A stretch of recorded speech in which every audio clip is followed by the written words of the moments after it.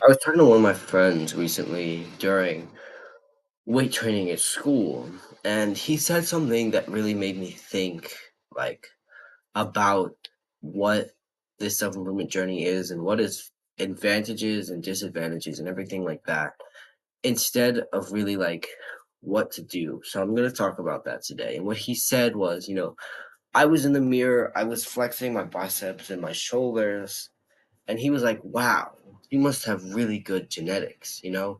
You look amazing, you're only 15." And I kind of stand there and I'm like, I was looking at him and I was like, "Yeah, yeah, yeah, yeah." But in reality, I do not have good genetics. I have very wide hips. I know my mom has she has a problem. I can't remember with what it's called, but she has a problem with like her body's like weight control thing, how they like manage her weight and calories and everything. She has a problem with that. I'm very like predisposed to diabetes and high blood pressure. I have wide hips. I have a very fatty stomach. Like all through my life, I was, fat, even from when I was a little kid. I've got the chubby cheeks. I do not have the best genetics in the world. I might have some good genetics, but my genetics are not very like special in any way, shape, or form. And one that made me think that, how humans are very, very like they try and push the blame off of them, which is a video I will get to very soon about pushing the blame because, right there, he saw me flexing. He saw what I had done with my body, with my life. And he was, sitting on his phone on the benches, not doing anything. And he went, "Oh, it's just genetics." And, he's just very skinny, short, black kid. And I know he can't change his height or his skin color, but I'm trying to give you a, like, visual of it. And it made me realize that, like, he had this perception that, oh, I'm not good because I tried and I worked. I'm only look good because I have good genetics. And it made me realize how, like, almost like we're not able to take the blame as humans. We always try to push the blame off of us onto someone else. And it made me realize how much it hurts people because even saying something like that, it is a almost submission of sorts where he says, "Oh, he's got good genetics. I don't have those genetics. I give up." And I've seen that a lot lately, especially I've talked about it with depression when people have depression and they're like, "Oh, I've got clinical depression. I'm just sad for the rest of my life now."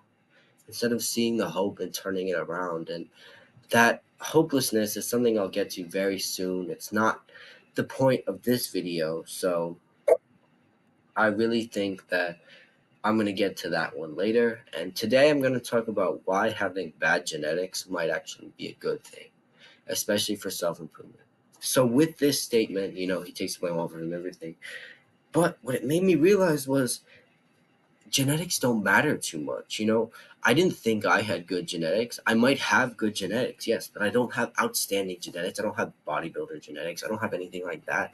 I still have very normal genetics when it comes to humans.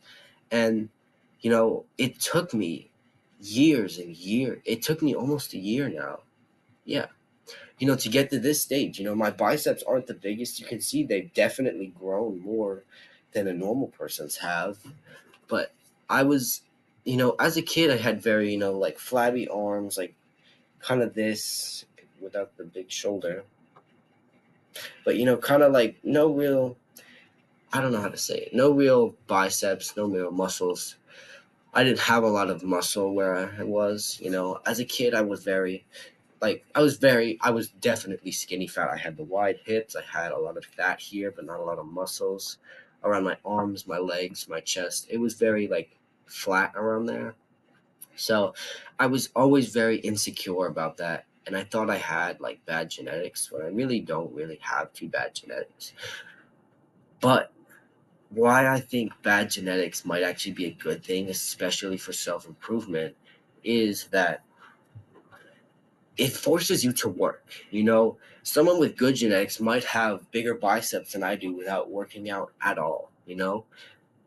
But it took me 8 months to grow these biceps, and now I cannot stop flexing them because I'm so proud of the fact that I have them now.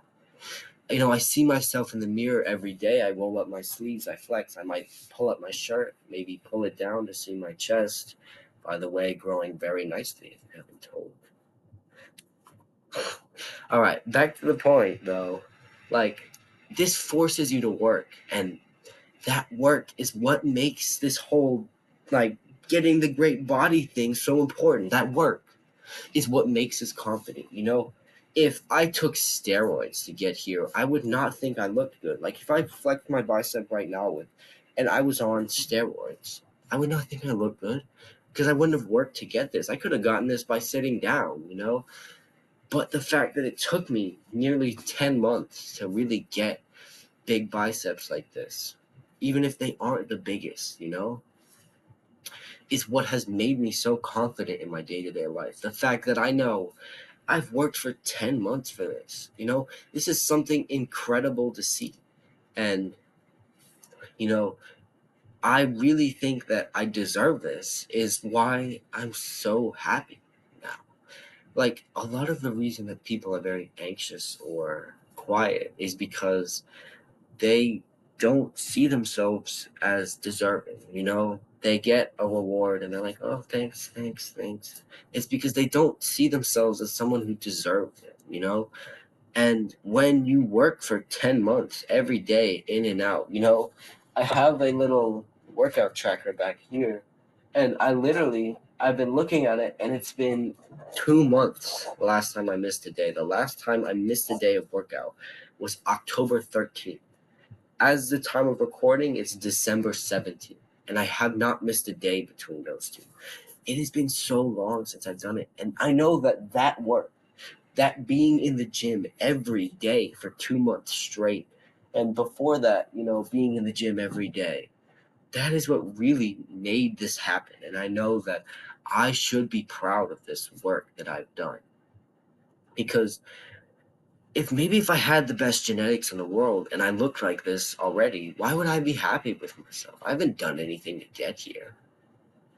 So if you have bad genetics and you might be anxious about them, there are some things you can't change, which if you want to learn how to not change things, go watch my masculinity/stoicism video, because that will teach you how to not care about things that can't change. Like, I have a fatty face. That's just how life is. I can change it maybe by going on a cut, changing my diet so it slims down. Maybe, but I still might have a fattier, rounder face than everybody.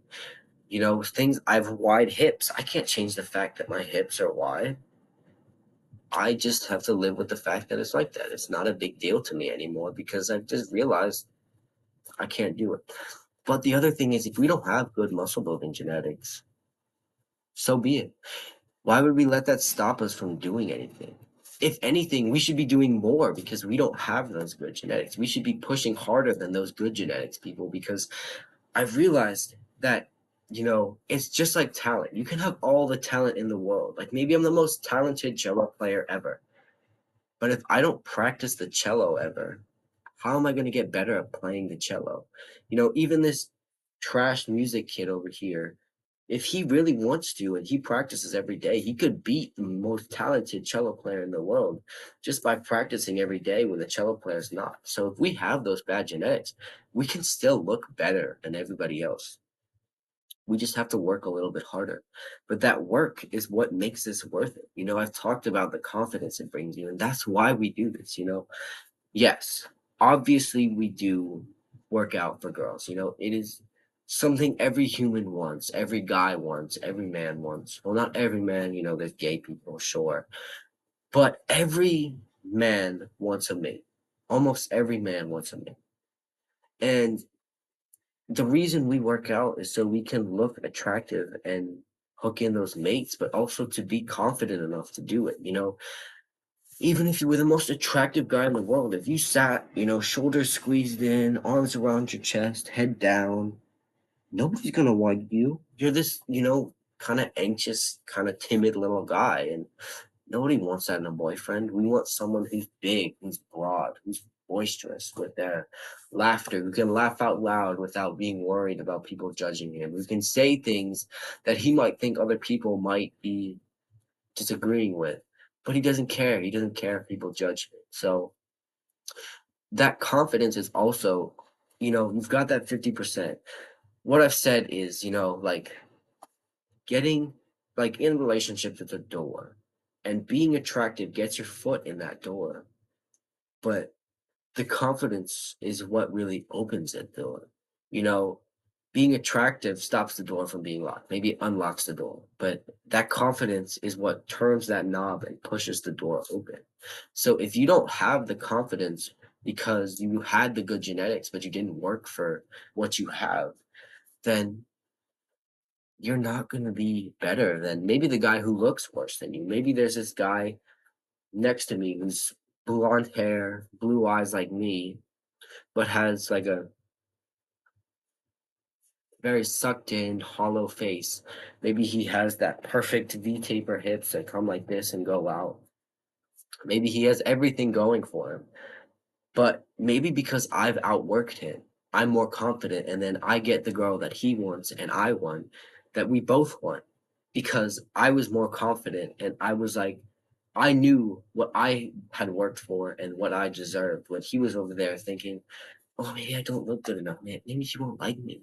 And I'm over here, there's this girl I like. All right, I'm gonna be honest with you. There's this girl I like. I've liked her for a while because she's very attractive, but she's also she's very funny. She's very happy all the time. She's very nice. She's very she's a lot of good traits that I want in a girlfriend or wife.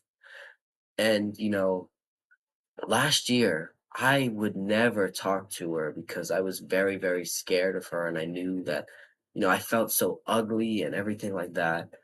And now I am very, you know, I can talk to her, I can talk to anybody around me because I feel like I deserve to be respected by everybody. I've built this body. It doesn't look the greatest yet. Yes, I still have some fat on me. Yes, I need to fix my diet still. There are still things I can work on, but my confidence has skyrocketed since the last year. And I really have like no reason to be afraid of her anymore. And that is a beautiful feeling because I can build a relationship with her, even if it's not a girlfriend and boyfriend yet. I still have a decent friendship with her right now. And that's only maybe after 2 months of seeing her. I don't know what will happen in the future as I get better and better and better and more confident. Who knows what'll happen? But I'm also 15 and I need time to work against you know, I need time to work to really build myself so I can have that life that my future wife or my future girlfriend, my future kids can, have and love without being, stressed that I'm not good enough, that they're not good enough. I need to work on myself first. So, yes, having this motivation of this goal is very important to me. And I really, I think I want to have her as my girlfriend, I really do. But I realized that even last year, it would have been out of my mind to ask her on a date. And now I'm seriously considering the fact that I should. And, that is such a great feeling. Like, I feel like I can ask a girl out on a date now. Isn't that something that every guy wants to feel like? That is really incredible for us to feel. And I want that for every guy in this world, not just me, not just my family. I want every guy to feel like they can ask their crush out on a date because it is so important for us to have that confidence because we won't ever get into a good relationship unless we have the confidence to do something about it. So, I know I've gotten very personal here, but I want you to understand why this is so important to me, why I think having bad genetics could be a good thing, and why I think that working hard and understanding what you deserve and why you have it is so important is because things like girls asking them out on dates, everything like that, I think I have the ability to do it. And that is an incredible feeling knowing I could do this. And, I want you to feel the same way. I want you to feel like you can go up to your crush and ask her on a date, and she would be very interested in doing it? That is something I really want everybody to feel. And the only way we do that is through hard work and gaining confidence and knowing we should have respect. We should have everything we want because we worked so hard for it. So, all I can say for you to keep going, the actionable step for this video, something you should always be doing already. Do the hard work, especially when you don't feel like it. See you guys next time.